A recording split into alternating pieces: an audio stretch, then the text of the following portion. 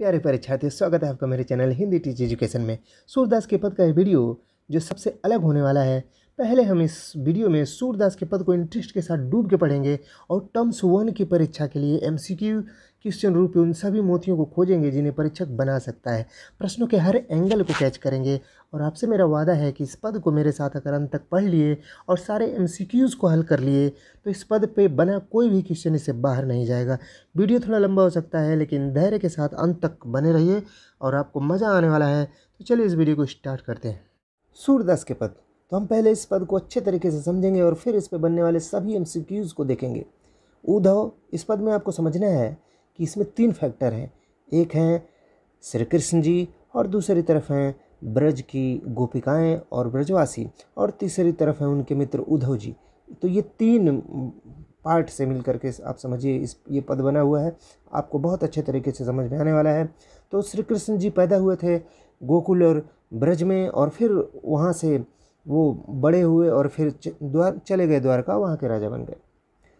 तो जब राजा बन गए फिर नहीं आए और वहाँ ब्रज में गोपिकाएं रह गईं और वो गोपिकाएं श्री कृष्ण को अपने पति परमेश्वर मान करके उनकी आराधना, उन्हें परमेश्वर मान के उनकी आराधना करती हैं, उन्हें उनका स्मरण करती हैं। और दूसरी तरफ उद्धव जी परम ब्रह्म के ज्ञानी हैं, निर्गुण निराकार और योग मार्ग के ज्ञाता हैं। तो उन्हें अपने ज्ञान पे घमंड हो गया है। तो श्री कृष्ण भगवान जी को 2 काम करना है, अपने इस मित्र उद्धव का घमंड तोड़ना है और अपना संदेश गोपिकाओं ब्रजवासियों को भेजना है। तो ये पद इन्हीं 3 एंगल से आपको समझना है। अब देखिए, उद्धव जी गोपिकाओं को समझा रहे हैं यहाँ पे कि हे गोपिकाएं, तुम लोग कृष्ण के प्रेम में क्यों पड़ी हो। वो एक साधारण इंसान है और सबसे बड़ा जो ज्ञान है प्रेम जिससे करना चाहिए वो है परम ब्रह्म का ज्ञान। योग का मार्ग अपनाओ और कृष्ण को भूल जाओ। लेकिन गोपिकाओं का प्रेम इतना अटल है कि उनके उस भोले भाले प्रेम के आगे, उनके तर्क के आगे उद्धव जी की एक भी नहीं चलती है और वो हार मान जाते हैं और अंत में गोपिकाओं के ही भक्त हो जाते हैं। तो इस देखते हैं हम, उद्धव जी जब समझा रहे हैं तो गोपिकाएं उन्हीं के ऊपर व्यंग करती हुई बोल रही हैं, उद्धव तुम हो मने हो अति अत्यंत ही बड़े भाग्य वाले हो। उद्धव, तुम अत्यंत ही बड़े भाग्य वाले हो। क्यों बड़े भाग्य वाले हो? क्योंकि अपरस मने अछूता, बिना रस का नीरस, रहत मने रह गए, स्नेह तगाते। तगा मतलब आप समझ सकते हो, ये तगा शब्द है। तगा मने तागा होता है और तागा धागा को बोलते हैं और धागा मतलब बंधन होता है। तो आप यहाँ पे स्नेह के बंधन से आप अपरस मने अछूते रह गए, अछूते रह गए मतलब आपको स्नेह कभी मिला ही नहीं। और ये हिस्सा नाहिन मन अनुरागी, और न ही आपका मन कभी प्रेम में पड़ा, न ही आपका मन कभी अनुरक्त हुआ। कभी आपका मन प्रेम को जान नहीं पाया, पहचान नहीं पाया, उससे आप अछूते ही रह गए। अर्थात कहने का मतलब है गोपिकाएं उनके ऊपर व्यंग कर रही हैं कि तुम बहुत बड़े भाग्यवान हो, अति बड़े भाग्य हो कि तुमको तो कभी अपनी ज़िंदगी में प्रेम प्राप्त ही नहीं हुआ, नीरस रह गए। और ये उसी प्रकार से तुम रह गए जैसे कि पुरैनी का मतलब है कमल। कमल के माध्यम से उदाहरण देंगी। कमल पात रहत जल भीतर, जैसे कि कमल का पत्ता जल के भीतर ही रहता है लेकिन ता मने उसके ऊपर न रस न दाग, उसके देह पे, उसके शरीर पे, कमल के पत्ते के शरीर पे न तो कोई दाग लगा है और न ही उसे उस जिस पानी में रहता है न उसका पानी की कोई बूंद उसके ऊपर लगी है, न दाग लगी है। तो तुम उसी कमल के समान हो, कमल के पत्ते के समान हो जो जल के भीतर ही रहते हुए जल की एक बूंद भी नहीं अपने ऊपर लगा पाता है या प्राप्त कर पाता है। ठीक वैसा ही श्री कृष्ण तुम्हारे परम सखा हैं, तुम्हारे मित्र हैं, उन्हीं के पास तुम रहते हो, लेकिन प्रेम श्री कृष्ण का जो अद्भुत प्रेम है वो तुमको मिल नहीं सका है, इसलिए तुम हंसी के पात्र हो हे उद्धव। दूसरे उदाहरण से फिर समझा रही हैं, ज्यों जल माह तेल की गागरी। यहाँ आप देखिए, ये है ज्यों जल माह तेल की गागरी। गागरी माने गगरी यानी कि घड़ा। तो उसी प्रकार से, जिस प्रकार से जल माह, माह माने में, जल में यानी जल के भीतर जिस प्रकार से तेल की गागरी अर्थात घड़े को, अर्थात ऐसा घड़ा जिसके ऊपर तेल लगा हो, ऐसे घड़े को अगर आप पानी में डुबाएंगे तो वो डूब करके भी जब निकलेगा तो उसके ऊपर किसी भी प्रकार की बूंदें नहीं टिकेंगी। तो ठीक उद्धव का भी वही हाल है, वही दशा है कि वो श्री कृष्ण के प्रेम के भंडार के पास रहते हैं, लेकिन श्री कृष्ण का रंच मात्र प्रेम उनको नहीं मिल सका है। तो वो तेल की गागरी के समान है, बूंद न ताक्यो लागी, एक भी बूंद उनको लग नहीं पाई है। प्रीति नदी में पाँव न बोर्यों। प्रीति नदी, प्रेम रूपी नदी में कभी तुम पाँव नहीं बोर्यों, बोर्यों मने डुबाना, तो कभी आप डुबा नहीं पाए। प्रेम की नदी में कभी आपका पाँव नहीं पड़ा, अर्थात प्रेम आपको प्राप्त नहीं हो सका। दृष्टि न रूप परागी, और न ही तुम्हारी दृष्टि कभी रूप अर्थात सौंदर्य पे परागी माने मुग्ध हो पाई, मुग्ध होना। तो कभी भी तुम्हारी दृष्टि रूप सौंदर्य को जान नहीं सकी, उसमें उसको प्राप्त नहीं कर पाई। फिर सूरदास जी कहते हैं कि गोपिकाएं कहती हैं कि अबला हम भोरी, भोरी माने भोली भाली। तो गोपिकाएं कहती कि हम लोग तो अबला हैं, हम लोग भोली भाली हैं। गुर चांटी ज्यों पागी, और हमारा प्रेम श्री कृष्ण के प्रति वैसा ही है जैसे चांटी मतलब चींटी और गुड़ माने गुड़, जिस प्रकार से गुड़ और चींटी का प्रेम होता है। चींटी गुड़ से इतना प्रेम करती है कि उसी पे चिपट जाती है और उसी से चिपके प्राण भी दे देती है, परंतु उसे छोड़ती नहीं है। वैसा ही प्रेम गोपिकाओं के हृदय में श्री कृष्ण के लिए बसा हुआ है, और वो निर्गुण भक्ति धारा या योग मार्ग, उद्धव के योग मार्ग को वो नहीं समझ सकती हैं। और तो यहाँ पे जो प्रेम मार्ग है श्री कृष्ण का, वो योग मार्ग पे विजय दिखाया जा रहा है। तो जो सगुण भक्ति धारा है वो निर्गुण भक्ति धारा पे विजय दिखाई जा रही है इन उदाहरणों से। तो आपने इस पद को अच्छे से पढ़ लिया है। अब इस पे बनने वाले जितने भी प्रकार के प्रश्न होंगे उन सारे प्रश्नों को हम देखेंगे।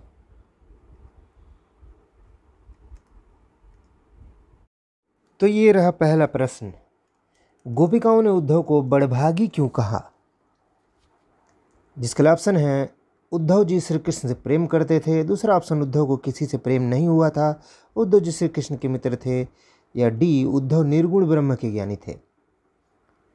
किस लिए बड़भागी कहा है? सही उत्तर चुनिए। बड़भागी इसलिए कहा है ऑप्शन नंबर बी कि उद्धव को किसी से प्रेम नहीं हुआ था, इसलिए उनको व्यंग में बड़भागी कह रही हैं, उनके ऊपर कमेंट कर रही हैं। नेक्स्ट प्रश्न, नेक्स्ट प्रश्न है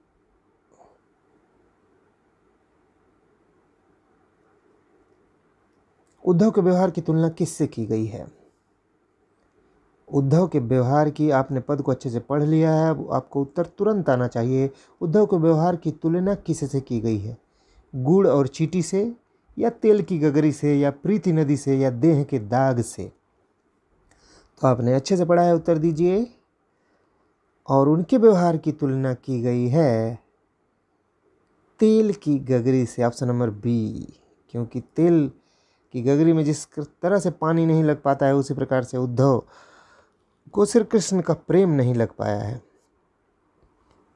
चलिए नेक्स्ट प्रश्न, गोपियों ने किन उदाहरणों से उद्धव को उलाहना दिया है? उलाहना दिया है मतलब उनको लांछन लगाया है, उनके ऊपर कमेंट किया है।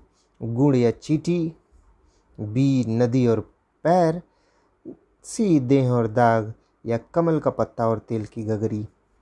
तो किन उदाहरणों से उद्धव को उलाहना दिया है? सही उत्तर है कमल का पत्ता और तेल की गगरी से उनको उलाहना दी है। नेक्स्ट प्रश्न,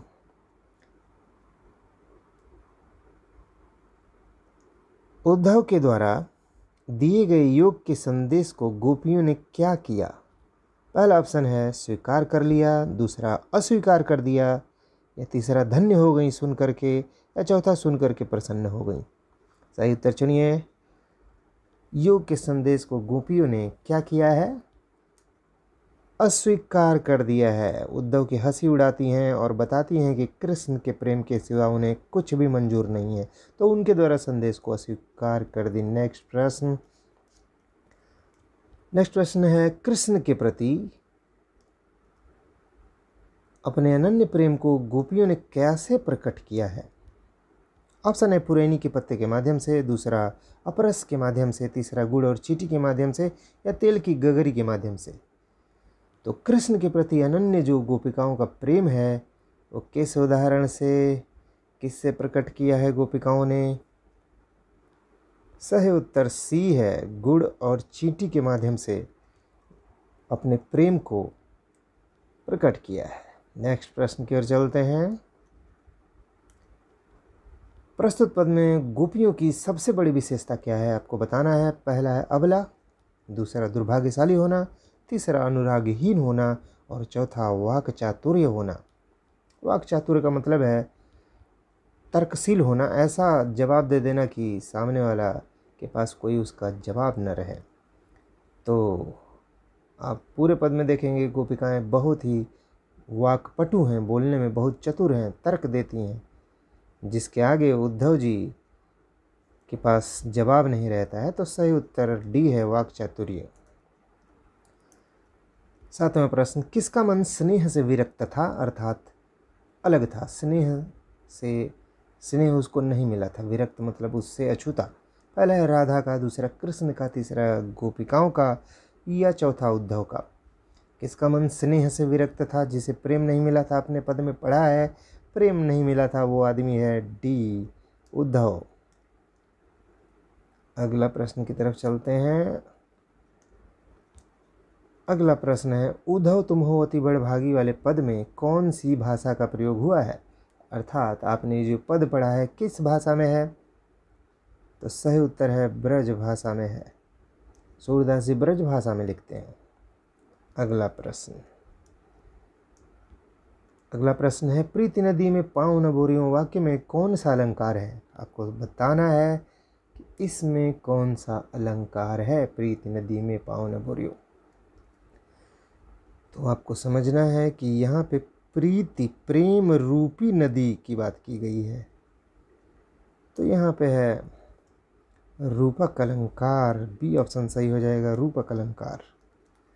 अगले प्रश्न की तरफ चलते हैं। पुरैनी पात रहत जल भीतर वाक्य में पुरैनी शब्द का क्या अर्थ है? इस लाइन आपने पढ़ी है और इसमें बताना है कि पुरैनी का क्या अर्थ है, आपको बताना है। इसका अर्थ है पुरैनी, ऑप्शन नंबर डी कमल। पुरैनी मतलब कमल, आपको याद रखना है। अगला प्रश्न है, अपरस रहत स्नेह तगात है पदखंड में अपरस शब्द का क्या अर्थ है? पढ़ाते वक्त हमने देखा था कि अपरस का क्या अर्थ है, और आप जानते हैं। सही पे उत्तर लगाइए, और सही उत्तर है सी अछूता। अपरस मतलब अछूता। 12वां नंबर का प्रश्न है, प्रीति नदी में पाँव न बोरियों, दृष्टि न रूप परागी। पंक्ति में परागी शब्द का क्या अर्थ है? आपसे बिल्कुल इसी तरीके के प्रश्न बनेंगे। तो ये प्रश्न सारे जो आप हल कर रहे हैं, इससे बाहर कुछ भी नहीं बनेगा। आप अच्छे से इन प्रश्नों को तैयार करिए। परागी शब्द का क्या अर्थ है आपको बताना है। पहला, परागपूर्ण, पररूप, मुग्ध होना या जोगी होना। तो आपने पढ़ा है परागी शब्द का अर्थ ऑप्शन नंबर सी, मुग्ध होना। अगला प्रश्न की तरफ चलते हैं। ज्यों जल माह तेल की गागरी, बूंद न ताक्यो लागी। इस लाइन में कौन सा अलंकार है? ज्यों जल माह तेल की गागरी, कौन सा अलंकार है? आपको अलंकार चुनना है। तो यहाँ पे बताया गया है कि जिस प्रकार से तेल की गगरी, जिस पे तेल लगा रहता है, उस गगरी को आप पानी में डुबोएंगे तो उसे बाहर जब निकालेंगे तो पानी से सारी बूंदें उससे फिसल के गिर जाएंगी, कोई बूंद नहीं लगी रहेगी। तो उसी प्रकार से उद्धव भी श्री कृष्ण के यहाँ प्रेम के सागर रूपी श्री कृष्ण के पास रहते हुए भी प्रेम का एक बूंद भी अपने ऊपर नहीं ले पाए हैं। तो उदाहरण दिया गया है, तो सही उत्तर है उदाहरण अलंकार। अगला प्रश्न, गुड़ चाटी जुम्पांगी पद्यखंड में किस भाव की अभिव्यक्ति हुई है? पहला ऑप्शन है मीठापन, दूसरा चींटियों की लगन, और सी गोपिकाओं का आत्मसमर्पण, और चौथा अबलापन। गुड़ चाटी जुम्पांगी मतलब गुड़ और चींटी का जो प्रेम है, वैसा ही प्रेम गोपिका श्री कृष्ण से करती हैं। तो इसमें क्या दिखाया गया है? सही उत्तर है सी, गोपिकाओं का आत्मसमर्पण दिखाया गया है। Very good. चलिए नेक्स्ट प्रश्न की तरफ। और 15वां प्रश्न है, पुरैनी पात रहत जल भीतर। पुरैनी पात रहत, ये रहत है, आप रहत समझिए। पुरैनी पात रहत जल भीतर वाले वाक्य खंड में कौन सा अलंकार है? तो पुरैनी कमल का पत्ता जल में रहता है, लेकिन उसके ऊपर जल की एक बूंद भी नहीं लगी रहती है। कौन सा अलंकार है? चुनिए कौन सा अलंकार है। उपमा दृष्टांत उत्प्रेक्षा श्लेष, सही उत्तर है बी, दृष्टांत अलंकार। नेक्स्ट की तरफ चलते हैं। अपरस रहत स्नेह तगा, कौन सा अलंकार है? अपरस रहत स्नेह तगा में कौन सा अलंकार है? तो यहाँ पे आपको देख रहा है स्नेह तगा, स्नेह प्रेम रूपी धागा अर्थात बंधन। तो प्रेम रूपी बंधन की बात की जा रही है, प्रेम रूपी धागे की बात की जा रही है। तो सही ऑप्शन होगा रूपक अलंकार। चलिए आगे बढ़ते हैं। अगला प्रश्न, उद्धव तुम हो अति बड़भागी, यह पद सूरदास के किस ग्रंथ से लिया गया है? किस ग्रंथ से लिया गया है ये पद? साहित्य लहरी, सुर सारावली, सुर सागर या सुर रचनावली। तो कौन सा सही उत्तर है? सही उत्तर सी, सुर सागर से लिया गया है। अगले प्रश्न की तरफ चलते हैं। 18 नंबर का प्रश्न, उद्धव किसके पास रहकर भी उसके प्रेम को नहीं प्राप्त कर सके? तो इस प्रश्न का उत्तर आप जान चुके हैं, डी, श्री कृष्ण के पास रह करके भी उनके प्रेम को प्राप्त नहीं कर पाए। अगले प्रश्न की तरफ चलते हैं। गोपियाँ किसके ऊपर व्यंग कर रही हैं? गोपियाँ किसके ऊपर व्यंग कर रही हैं, ये भी आप पढ़ चुके हैं। सही उत्तर पर टिक लगाइए। वेरी गुड, आपने एकदम सही टिक लगाया है। गोपिकाएं उद्धव के ऊपर व्यंग कर रही हैं। नेक्स्ट की तरफ चलते हैं। सूरदास किस भक्ति धारा के कवि हैं? अगर ये प्रश्न पूछता है तो आपको उत्तर लगाना है सूरदास जी किस भक्ति धारा के कवि हैं। तो सूरदास जी कृष्ण की पूजा करते हैं, इसलिए कृष्ण भक्ति धारा के कवि हैं। सही उत्तर। और ये है 21वां प्रश्न आपके लिए, अंतिम प्रश्न, उद्धव गोपियों को कौन सा ज्ञान देने के लिए आए थे? इसका भी उत्तर आप जानते हैं। निर्गुण योग साधना, सगुण साधना, द्वैत साधना या सूफी साधना। तो आपको टिक लगाना है कौन सा ज्ञान देने के लिए। तो ये रहा उत्तर ए, निर्गुण योग साधना का ज्ञान देने के लिए उद्धव जी आए थे। तो अगर ये वीडियो आपको पसंद आता है, ये प्रश्न आपको पसंद आते हैं, अगर आप अच्छे से इस पद को धैर्यपूर्वक आपने पढ़ लिया है और सारे MCQs को सॉल्व कर लिया है, तो निश्चित रूप से अगर ये परीक्षा में आता है तो इस पे बनने वाले सारे MCQs आप सही हल कर पाएंगे। ऐसे ही और वीडियोस पाने के लिए चैनल को तुरंत लाइक शेयर सब्सक्राइब कर लीजिए, ताकि ऐसा और अच्छा वीडियो आपको मिल सके। तो मिलते हैं नेक्स्ट वीडियो में। Thank you.